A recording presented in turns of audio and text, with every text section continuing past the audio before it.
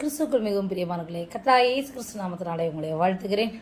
இந்த காலை வேளையிலும் உங்கள்கிட்ட நான் எதை குறித்து பேச போகிறேன்னா, பர்சனலாக ஆண்டவரை நீங்கள் எந்த அளவுக்கு அறிஞ்சிருக்கிறீங்க, பர்சனலாக ஆண்டவரை நீங்கள் ருசி பார்த்துருக்கிறீங்களா?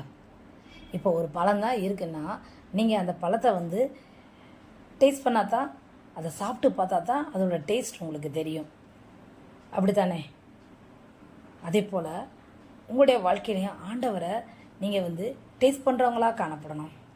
நீங்கள் எந்த அளவுக்கு ஆண்டவரை நீங்கள் புரிஞ்சு வச்சுருக்கீங்க.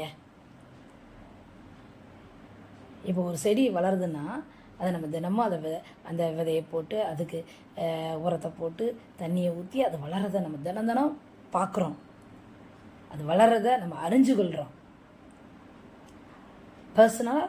அப்போ இந்த செடி வளர்த்தவங்ககிட்ட கேட்டால் செடி எப்படி வளருதுன்னு சொல்லி அவங்களுக்கு நல்லா தெரியும். வளர்க்காதவங்ககிட்ட கேட்டால் எப்படி தெரியும்? அப்படியா, செடி இப்படி தான் வளருமா? அதே போல தான் நம்ம பர்சனலாக ஆண்டவரை அறிகிறவங்களா நம்ம காணப்படணும். அந்த அனுபவம் உங்களுக்கு எப்போ வரும்? உங்களுக்கு ஒரு வேத வார்த்தை ஒன்று சொல்லட்டுமா? சங்கீதம் 34:8, கர்த்தர் நல்லவர் என்பதை ருசித்து பாருங்கள், அவர் மேல் நம்பிக்கையாக இருக்கிற மனுஷன் பாக்கியவான். ஆண்டவரை ருசித்து பார்த்துருக்கீங்களா? நிறைய பேர் வேதவசனத்தை உங்களுக்கு சொல்லிக் கொடுக்குறோம், நீங்கள் அதை கேட்குறீங்க. அதோடு விட்டு விடாதீங்க.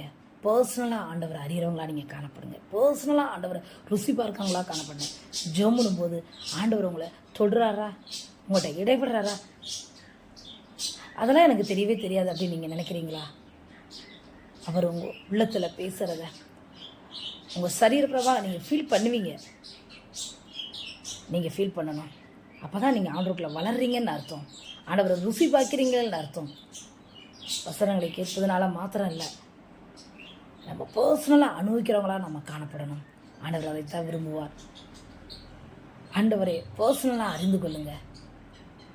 நீங்கள் எந்த காரியத்தில் சோர்ந்தே போக மாட்டீங்க. அவ்வளோ சீக்கிரத்தில் சோர்ந்து போக மாட்டீங்க. உடனே ஆண்டவர்கிட்ட முழங்கால் போடுவீங்க, ஆண்டவரே அப்படின்னு சொல்லி கதறுவீங்க. உடனே உங்களுக்கு அந்த காரியத்திலேருந்து ஒரு ரிலீஃப் கிடைக்கும், ஒரு சொல்யூஷன் கிடைக்கும். அந்த அனுபவங்களை நீங்கள் பெற்றுக்கொள்ளுங்க. ஆமென். நம்ம இயேசு கிறிஸ்து மிகவும் நல்லவர்.